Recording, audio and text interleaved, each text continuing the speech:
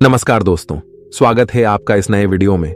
हमारी जिंदगी में कई बार हम खुद को एक मुश्किल घड़ी में पाते हैं। कई बार हमें बड़े फैसले लेने पड़ते हैं, लेकिन हमें यह नहीं पता होता कि वो सही है या गलत। क्या उस फैसले का परिणाम हमारे जीवन में खुशियां लाएगा या मुसीबत। लेकिन कई बार हमारे पास सही निर्णय लेने की सुझाव नहीं होते और हम जल्दबाजी में फैसला कर लेते हैं, और उन फैसलों की वजह से हमारी जिंदगी सुखमय हो सकती है या फिर हमारी जिंदगी नरक से भी बढ़कर हो सकती है। इसलिए सही फैसला लेने की क्षमता हमारे जीवन में सफलता हासिल करने के लिए आवश्यक है। तो चलिए आज की इस बोध कहानी के माध्यम से जानते हैं कि जीवन में सही फैसले कैसे लिए जाएं, और यह भी कि सही निर्णय लेने के तरीका कौन सा है। तो बिना किसी देरी के कहानी शुरू करते हैं दोस्तों। कई साल पहले की बात है। एक छोटे से राज्य में एक बौद्ध भिक्षु निवास कर रहे थे, जिन्हें सभी जगहों पर उनके ज्ञान के बड़े चर्चे थे।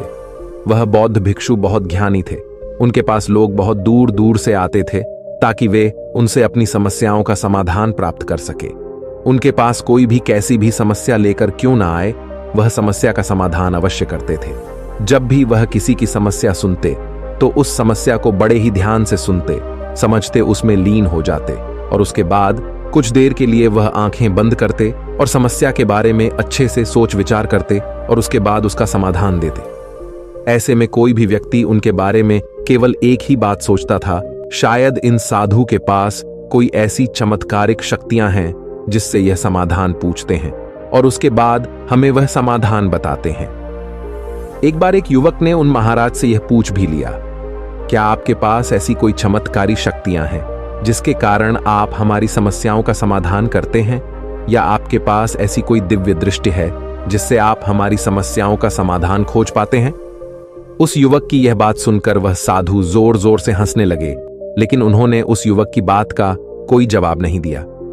उसके कुछ ही दिनों बाद उस राज्य में एक बड़ी अजीब सी घटना घटी। उस राज्य में एक बुढ़िया औरत रहा करती थी, जो अपने पूरे घर में अकेले ही रहती थी। उसका कोई ना था। उस राज्य से होकर 4 मित्र अपने घर की ओर जा रहे थे। वे लोग दूसरे नगर में काम करके पैसा इकट्ठा करके अपने गांव की ओर जा रहे थे। ये बात बहुत पुराने जमाने की है, जब यातायात के साधन ना हुआ करते थे, इसलिए वे लोग पैदल ही यात्रा किया करते थे। इसी कारण वे चारों मित्र अपने अपने धन को इकट्ठा करके अपने गांव की ओर प्रस्थान कर रहे थे। उन चारों ने अपना अपना धन एक छोटी सी पोटली में रखा था और उसी पोटली में उन सब की सारी कमाई थी। तभी उन चारों मित्रों में से एक मित्र कहता है, मित्रों, इस तरह से यदि हम अपना धन अलग अलग रखेंगे तो इससे हमारा धन चोरी हो सकता है। क्यों ना हम अपना सारा धन एक ही पोटली में रख दें, जिससे हम सब इस पर ध्यान भी दे सकेंगे और हमारा धन सुरक्षित भी हो जाएगा। और जब हम अपने गांव पहुंच जाएंगे तो हम वहां पर अपना अपना हिस्सा इसमें से ले लेंगे।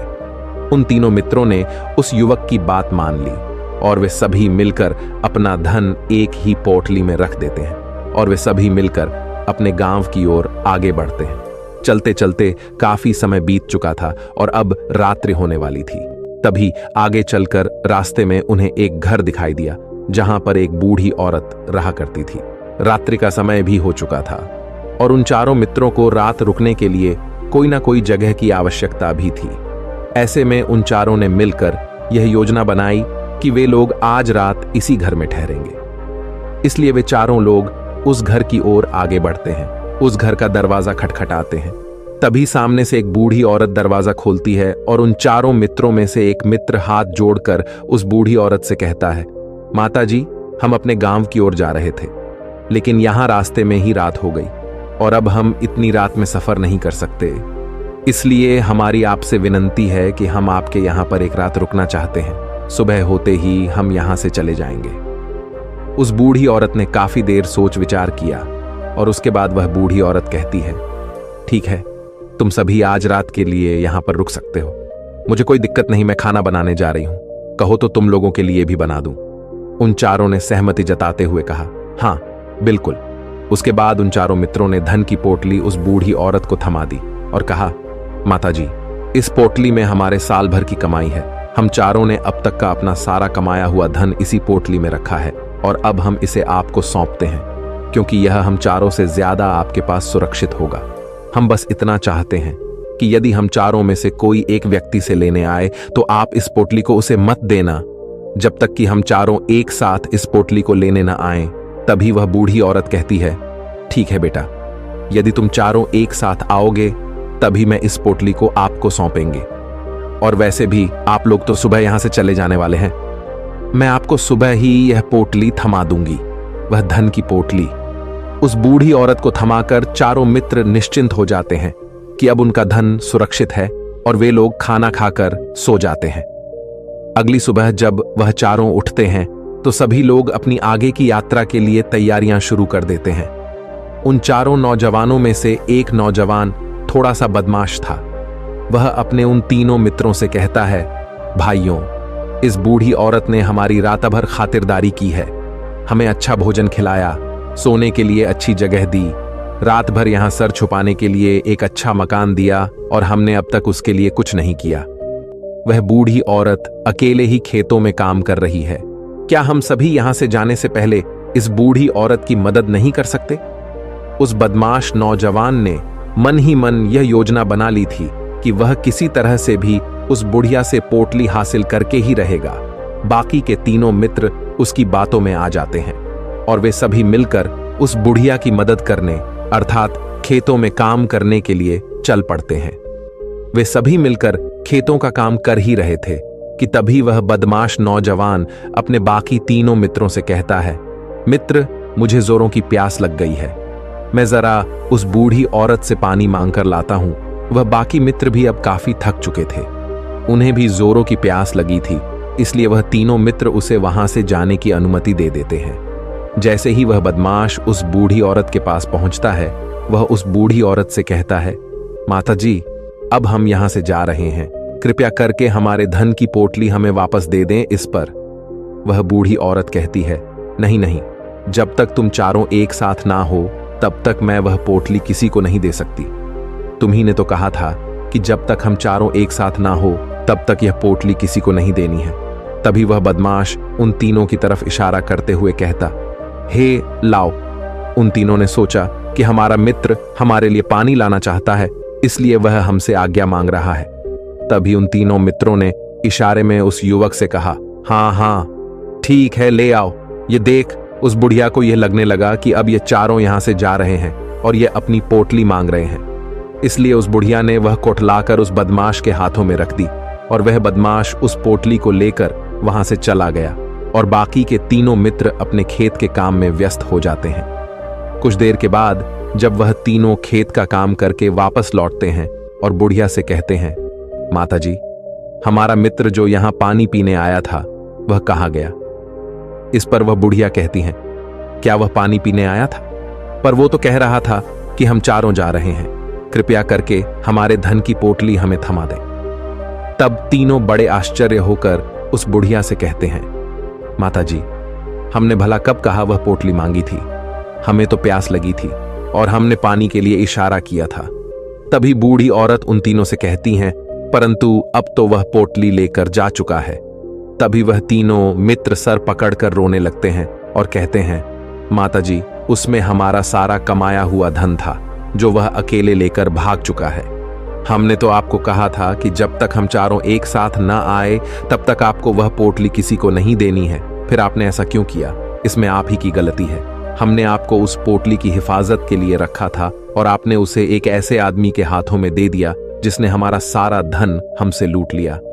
हम बर्दाश्त नहीं करेंगे, हम राजा के पास जाएंगे और राजा से आपकी शिकायत करेंगे, न्याय की मांग करेंगे। अब तो इस बात का राजा ही फैसला करेंगे। तीनों नौजवान क्रोधित होकर राज दरबार में पहुंच जाते हैं और अपनी सारी समस्या उन राजा को बता देते हैं। जब वह राजा उन तीनों नौजवानों की बात ध्यानपूर्वक सुनता है तो वह तुरंत ही उस बुढ़िया को राज दरबार में पेश होने का आदेश देता है। राजा के आदेश पर राजा के सैनिक तुरंत ही उस बूढ़ी औरत को राज दरबार में पेश करते हैं और राजा भरी दरबार उस बूढ़ी औरत को दोषी करार कर देता है और कहता है, तुम्हें वह पोटली उस अकेले व्यक्ति को नहीं देनी चाहिए थी। जब उन्होंने तुमसे कहा था कि जब तक वह चारों एक साथ उस पोटली को लेने ना आए तब तक तुम्हें वह धन किसी को नहीं देना चाहिए था। इसमें तुम्हारी गलती है और अब तुम्हें इसका हर्जाना भरना होगा, तुम्हें इनका धन लौटाना होगा। राजा का यह आदेश सुनकर बूढ़ी औरत फूट फूट कर रोने लगती है और राजा से मदद की गुहार लगाती है और कहती हैं, हे राजन, मैं तो एक बूढ़ी औरत हूं और मेरे पास इतना धन नहीं है और ना ही मेरे घर में कोई ऐसा है जो धन कमाता हो। मेरे पास इतना धन नहीं कि मैं इनका धन लौटा सकूं। मैं तो अकेली हूं, बेसहारा हूं, कृपा करके मुझ पर रहम करे। लेकिन राजा उस बूढ़ी औरत की एक नहीं सुनता। वह बूढ़ी औरत रोते हुए अपने घर की ओर जा रही थी। ये सोच रही थी कि आखिर मैं इतना धन कहां से लाऊं, कि कैसे मैं उन लोगों का यह धन उन्हें लौट आऊंगी। मेरे पास इतना धन नहीं है। मैं क्या करूं, कैसे करूं, कहां से लाऊं इतना धन? यदि मैंने उनका धन नहीं लौटाया तो मुझे राजा मार डालेगा। वैसे भी मेरी ही गलती है। जब उन चारों ने मिलकर मुझसे कहा था कि जब तक हम चारों एक साथ ना आए तब तक वह पोटली किसी को नहीं थमानी है, फिर भी मैंने वह पोटली केवल उस एक व्यक्ति को थमा दी। इसमें गलती तो मेरी ही है। वह रोते रोते ये सारी बातें सोचते हुए अपने घर की ओर जा रही थी। तभी रास्ते में उस बूढ़ी औरत को वहीं संत मिले जो उस नगर में किसी भी समस्या का समाधान बड़ी ही सरलता और सहजता से करते हैं। उन्होंने उस बूढ़ी औरत से कहा, क्या बात है बेटी, क्यों रो रही हो? इस पर वह बूढ़ी औरत उस संत को सब कुछ सच सच बता देती है और कहती हैं, हे महाराज, इसमें गलती तो मेरी ही है। उन चारों ने तो पहले ही कहा था कि जब तक वे चारों एक साथ ना आए तब तक वह पोटली मुझे किसी को नहीं देनी है। लेकिन मेरी हिम्मत मारी गई थी जो मैंने वह पोटली केवल एक व्यक्ति को थमा दी और वह उनका सारा धन लेकर वहां से भाग गया। लेकिन अब मुझे यह समझ नहीं आ रहा कि मैं वह सारा धन कहां से लाऊं, कैसे जुटाऊं। मेरे पास इतना धन नहीं है और राजा ने तो आदेश भी दे दिया है कि मुझे उनका धन लौटाना ही पड़ेगा। लेकिन मैं यह समझ नहीं पा रही कि इतना सारा धन मैं कहां से लाऊंगी। तभी वह संत उस बूढ़ी औरत से कहते हैं, शांत हो जाओ, मैं कोई ना कोई रास्ता जरूर निकाल लूंगा। इतना कहकर वह संत वहीं पर बैठ जाते हैं, ध्यान करने लगते हैं। कुछ देर के लिए आंखें बंद कर सोचते हैं, विचार करते हैं। मौन रहकर वह समस्या का समाधान निकालते हैं और उसके बाद वह उस बूढ़ी औरत से कहते हैं, बेटी, राजा ने फैसला किया है, वह बिल्कुल गलत है। आपने जो किया इसमें आपकी कोई गलती नहीं है। राजा का फैसला गलत है। उन संत के इतना कहने पर बूढ़ी औरत चुप हो गई और यह सोचने लगी कि आखिर राजा का फैसला कैसे गलत हो सकता है। राजा तो सभी के लिए न्याय ही करते हैं और वह कभी किसी का बुरा नहीं करते। फिर आखिर आज राजा का फैसला कैसे गलत हो गया? उन संत और उस बुढ़िया की बात आसपास के खड़े लोग सभी लोग सुन रहे थे और वे लोग भी बड़े अचरज में थे, क्योंकि राजा का फैसला कैसे गलत हो सकता है। राजा ने तो बिल्कुल सही फैसला लिया है। इस बूढ़ी औरत ने ही गलती की है, उन चारों का धन केवल एक ही को थमा दिया। ऐसे में इस बुढ़िया को उनका धन तो लौटाना ही चाहिए। राजा ने गलत फैसला कहा किया है। तभी वह संत उस बूढ़ी औरत से कहते हैं, जाओ और राज दरबार में कह दो कि हे राजन, आपका फैसला गलत है और सही क्या है, गलत क्या है, इसका फैसला मैं करूंगा। पहले तो बूढ़ी औरत इतनी हिम्मत ही नहीं जुटा पा रही थी कि वह राज दरबार में जाकर भरे राज दरबार में राजा को यह कह सके कि राजन, आपका फैसला गलत है। लेकिन जैसे तैसे उसने हिम्मत जुटाई और वह वापस राज दरबार लौटी। उसने डरते हुए भरे राज दरबार राजा से बड़ी थर्राती आवाज में कहा, हे राजन, आपने जो फैसला किया है वह फैसला गलत है। इतना कहकर उसने राजा को सारी बात सच सच बता दी। उस बूढ़ी औरत की बात सुनकर राजा बहुत क्रोधित हुआ। राजा ने उस बूढ़ी औरत से कहा, कौन है वह संत जिसने मेरे फैसले को गलत बताया है? क्या उन्हें नहीं लगता कि मैंने सही निर्णय लिया है? मैं हर रोज कई निर्णय लेता हूं, कई फैसले करता हूं, लेकिन आज तक कभी किसी ने मुझसे यह नहीं कहा कि मेरा फैसला गलत है। यदि उन संत ने मुझे सही फैसला न सुनाया, उन्हें फांसी की सजा दे दूंगा। यह बात पूरे नगर में फैल गई। सभी लोग यह जानने के लिए हैरान थे कि आखिर वह साधु ऐसा कौन सा फैसला सुनाने वाले हैं जो राजा से भी उचित होगा, जिसमें सबके लिए न्याय होगा। राजा ने अपने सैनिकों को तुरंत ही आदेश दिया कि जाओ और संत को राज दरबार में लाओ। राजा की आज्ञा के अनुसार वे सैनिक तुरंत ही उन संत को लेने के लिए निकल पड़े। वे लोग कुछ ही देर बाद उन संत को लेकर राज दरबार पहुंचे। राज दरबार में सभी लोग उपस्थित थे और सभी लोग उन संत के फैसले का इंतजार कर रहे थे। उन संत को देखकर राजा कहता है, महाराज, आपको ऐसा क्यों लगता है कि हमने जो फैसला किया है वह गलत है? इस बुढ़िया ने यह वादा किया था कि वह चारों लोगों को एक साथ ही वह पोटली जमाएगी। फिर आखिर उसने अपना वादा क्यों तोड़ा? इसने यह गलती क्यों की कि इसने केवल एक ही को पोटली थमा दी और वह उनका सारा धन लेकर यहां से भाग गया? तो क्या इसमें इसकी गलती नहीं है? क्या इससे इनका धन नहीं लौटाना चाहिए? इस पर वह साधु बड़ी विनम्रता से राजा से कहते हैं, हे राजन, यह आपका फैसला था, लेकिन मैं आपसे कुछ कहना चाहता हूं। इस पर राजा कहता है, ठीक है, कहिए आप क्या कहना चाहते। इस पर वह साधु बड़ी विनम्रता से राजा से कहता है, हे राजन, जैसा कि वादा किया गया था कि पोटली एक साथ उन चारों को ही दी जाएगी, तो अभी तो ये केवल 3 है, चौथा कहां है? तो इनसे कहिए कि ये लोग यहां से वापस जाएं और अपने उस चौथे मित्र को यहां लेकर आए, तभी इनका धन वापस किया जाएगा। और वादा भी ऐसा ही किया गया था कि जब तक चारों लोग एक साथ ना हो तब तक उनका धन उन्हें नहीं लौटाया जाएगा। और यदि यह बूढ़ी औरत इन तीनों को धन लौटा देती है तो ये बूढ़ी औरत अपना वादा तोड़ देगी, और ये सही नहीं है। इसलिए यदि आप चाहते हैं कि इनका धन लौट आया जाए तो पहले इनसे कहिए कि ये लोग जाएं और अपने उस चौथे मित्र को यहां पर वापस ले आए। उस राजदरबार में हर कोई इस बात को सुनकर बहुत खुश हुआ। सभी ने उन संत की बहुत तारीफ की। राजा भी उन संत के इस फैसले से पूरी तरह से सहमत था। राजा तुरंत ही उन संत के सामने सिर झुका लेता है और हाथ जोड़कर उनसे कहता है, हे महाराज, आपका यह फैसला इतना सही कैसे हो सकता है? आखिरी बात मेरे दिमाग में आई क्यों नहीं? मैंने इस बात को इस तरह से सोचा क्यों नहीं? तभी वह साधु उस राजा से कहते हैं, हे राजन, आपके पास और भी काम होते हैं। आप दिन भर व्यस्त रहते हैं और आपको जल्दबाजी में फैसले लेने पड़ते हैं। आपने इस मामले को सुना समझा, लेकिन इसे देखने में आप गलती कर गए। इससे आपने केवल ऊपरी तौर पर देखा। आपने इसकी गहराई तक जाने का प्रयास तक नहीं किया। यदि आपने इस मामले की गहराई को देखा होता, समझा होता, तो आप भी इसी नतीजे पर आते। जब तक हम किसी मामले की गहराई तक नहीं जाते, तब तक हम उसका सही समाधान नहीं निकाल सकते। लेकिन हम में से अधिकांश लोग तो अपने फैसले केवल जल्दबाजी में लेना चाहते हैं, भले ही वह मामला कितना भी गंभीर क्यों ना हो। हमें तो बस अपना हक चाहिए, हमारा नाम होना चाहिए, भले ही फैसला हमारे लिए आगे चलकर हमारे लिए नुकसानदायी क्यों ना हो। लेकिन हम तो उस मामले की गहराई तक जाने के लिए सोचते तक नहीं। तभी वह राजा उन संत से कहता है, हे महाराज, क्या आपके पास कोई दिव्य शक्तियां हैं? क्या आपके पास ऐसी कोई चमत्कारिक शक्ति है जिसे आप सवाल करते हैं और बदले में वह आपको जवाब देती है, जिस कारण आप सटीक और सही समाधान बता पाते हैं?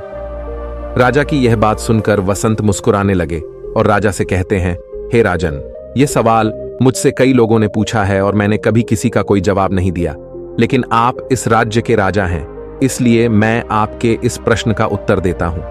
आप में से कई लोगों को यहां ऐसा लगता है कि मेरे पास कोई ऐसी शक्तियां हैं जिससे मैं बात कर सकता हूं, जिससे मैं कोई भी समस्या का समाधान पा सकता हूं। लेकिन मैं आप लोगों को एक बात सच सच बता देता हूं, मेरे पास ऐसी कोई शक्तियां नहीं हैं। मैं तो केवल हर मामले की गहराई तक सोचता हूं, उस बात पर विचार करता हूं, और जब मैं विचार करता हूं तो मेरे सामने कई सारे समाधान आते हैं, और जो समाधान मेरे सामने आते हैं मैं उन पर भी विचार करता हूं, उनके बारे में भी गहराई तक जाता हूं। और जब मुझे लगता है कि इस समस्या का समाधान यही होना चाहिए, तभी मैं समाधान उस व्यक्ति को देता हूं ताकि वह अपनी समस्या का समाधान कर सके। अब आप ही सोचिए, आप जल्दबाजी में यह फैसला लेकर इस बुढ़िया का जीवन पूरी तरह से बर्बाद कर देते। हमारा पूरा जीवन केवल एक फैसले पर निर्भर करता है। यदि वह फैसला सही हुआ तो हमारा जीवन अच्छा बन जाएगा, और यदि वह फैसला गलत निकला तो हमारा जीवन नर्क से भी बदतर हो सकता है। इसलिए यदि आप सही और सटीक फैसला लेना चाहते हैं तो आपको मौन रहना सीखना पड़ेगा। मौन रहकर उस पर विचार करना सीखना होगा, क्योंकि हमारे फैसले ही हमारा भविष्य तय करते हैं, हमारी जिंदगी का अगला पड़ाव तय करते हैं। फिर चाहे वह फैसले छोटे हों या बड़े, वे ही हमारी जिंदगी को निर्धारित करते हैं। इसलिए सबसे पहले हमें सही फैसले लेने के लिए मौन रहना सीखना आवश्यक है, उन पर विचार करना आवश्यक है। और जब आप ऐसा करते हैं तो आपके सामने एक ही समस्या के कई सारे समाधान निकल कर आते हैं। और जब आप उन पर गौर करेंगे तो आपको यह समझ में आएगा कि उन फैसलों का समाधान कैसा होना चाहिए, कि समाधान से आपको क्या फायदा होगा और क्या नुकसान होगा, या उस समाधान पर सोच और विचार करने पर ही आप उसे समझ सकते हैं और तभी आप यह निर्णय भी ले सकते हैं कि क्या यह समाधान उचित रहेगा या नहीं। और यह सब संभव हो सकता है यदि हम कम बोलना शुरू करें, अब पूरी तरह से मौन हो जाए। इसका अर्थ यह है कि आप भीतर से शांत हो जाएं, और जब आप भीतर से शांत होने लगते हैं तो आपका मन स्पष्ट होने लगता है, साफ होने लगता है, और आप किसी भी चीज पर सोच विचार कर सकते हैं। और जब आप भीतर से शांत होने लगते हैं तो आप ऊपर से भी कम बोलते हैं, और जब आप धीरे धीरे कम बोलने के आदी हो जाते हैं तो आप साफ और स्पष्ट तौर पर सोच और समझ पाते हैं। आपके विचारों में शुद्धता आ जाती है, जिससे आपको यह साफ और स्पष्ट देखने को मिल जाता है ये कौन सा फैसला सही होगा और कौन सा फैसला गलत होगा। आपको उस परिस्थिति में क्या करना चाहिए और क्या नहीं करना चाहिए। लेकिन हम में से अधिकांश लोग अपने आप को सही साबित करने के लिए, अपने आप को ऊंचा साबित करने के लिए अत्यधिक बोलते हैं, और इतना बोलते हैं कि हर कोई उनकी बातों को गंभीरता से नहीं लेता। उन्हें ऐसा लगता है कि मानो ज्यादा बोलना ही हमारे लिए हमारा शस्त्र है, लेकिन वह यह भूल जाते हैं कि वह अत्यधिक बोलकर मूर्ख बन रहे हैं। लोग हमारा मजाक बनाते हैं, हमें मूर्ख समझते हैं, हमसे दूर रहने लगते हैं क्योंकि उन्हें हमारी बक बक अच्छी नहीं लगती। लेकिन जब आप भीतर से शांत होने का प्रयास करते हैं और धीरे धीरे भीतर से शांत होने लगते हैं तो आप खुद ब खुद ऊपरी तौर पर कम बोलना शुरू कर देते हैं। इससे आपके मन में, आपके मस्तिष्क में एक साफ और स्पष्ट विचार उत्पन्न होते हैं, और आप अपने आप को साफ स्पष्ट तौर पर समझ पाते हैं, देख पाते हैं आपको कब, क्या, क्यों और कितना बोलना चाहिए, और आपको कब, कैसे, क्यों, किस तरह से कौन सा फैसला लेना सही है या नहीं, यह भी आप अच्छी तरह से समझ और जान पाते हैं। जब आप कम बोलना शुरू करते हैं तब आप अपने आप को बहुत अच्छी तरह से समझना शुरू कर देते हैं, अपने आप पर अच्छी तरह से विचार करना शुरू कर देते हैं। तब आपको यह बात भी बहुत अच्छी तरह से समझ में आने लगती है कि जो हम बेकार की बक बक करते हैं उस पर हमारे शरीर की बेवजह ही कितनी सारी ऊर्जा यूं ही व्यर्थ हो जाती है, नष्ट हो जाती है, जिसे हम चाहे तो किसी जरूरी काम में लगा सकते हैं, फैसले लेने में लगा सकते हैं, जिससे हम तनाव मुक्त रह सकते हैं और हमें अच्छी नींद भी आ सकती है। और यदि आप इसी प्रकार सोच विचार कर फैसले लेना शुरू करते हैं तो आपका मस्तिष्क भी अच्छी तरह से काम करने लगता है और आपका मस्तिष्क पहले से भी ज्यादा शक्तिशाली हो जाता है। और इसका एक बहुत अच्छा उदाहरण भी आपको मैं बताना चाहूंगा। जब आप स्कूल में पढ़ते थे या फिर आज भी आप पढ़ रहे हो तो आपने देखा होगा कि जो बच्चे होनहार होते हैं, होशियार होते हैं, वे लोग बहुत कम बातें करते हैं और अपना समय सही चीजों में लगाते हैं। वह अधिकांशतः अपना समय मौन होकर ही बिताते हैं। इसी वजह से वह पढ़ाई करने में बहुत तेज होते हैं। वह जो कुछ भी पढ़ना चाहते हैं वह उसे याद कर ले जाते हैं। लेकिन वहीं पर दूसरी तरफ जो लोग बहुत अधिक बोलते हैं, यदि आप उन्हें पूरे 24 घंटे भी दे दें तो भी वह उस तरह से उन चीजों को याद नहीं रख सकते जिस तरह से वह मौन रखने वाले बच्चे उन बातों को याद कर लेते हैं। और महान चाणक्य ने भी यही कहा है कि जो व्यक्ति ये समझ जाता है कि उसे कब, कहां और कितना बोलना चाहिए, उस व्यक्ति को सफल होने से कोई नहीं रोक सकता। और आप इतिहास उठाकर देख सकते हैं, आज तक जो भी लोग महान हैं, जो लोग भी सक्सेसफुल बने हैं, उन लोगों की आदत बहुत कम बोलने की है। उनका पूरा ध्यान केवल अपने लक्ष्य पर होता है और अपना पूरा समय वह अपने लक्ष्य को पाने में ही लगा देते हैं। इसीलिए आपको भी यह आदत अपने जीवन में उतारनी चाहिए। और कम बोलने का अर्थ यह नहीं कि आप ऊपर से कम बोलें, बल्कि आप भीतर से कम बोलिए, भीतर से शांत रहिए।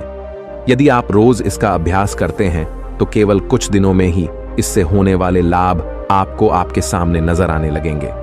दोस्तों, आपने आज के इस वीडियो से क्या सीखा वह मुझे आप कमेंट में बता सकते हैं। इसी के साथ मैं उम्मीद है कि आपको आज की वीडियो पसंद आई होगी, तो इस वीडियो को उस इंसान को शेयर करें जिससे ये कहानी सुनने की जरूरत है, और उसी के ठीक बाद चैनल को सब्सक्राइब करें।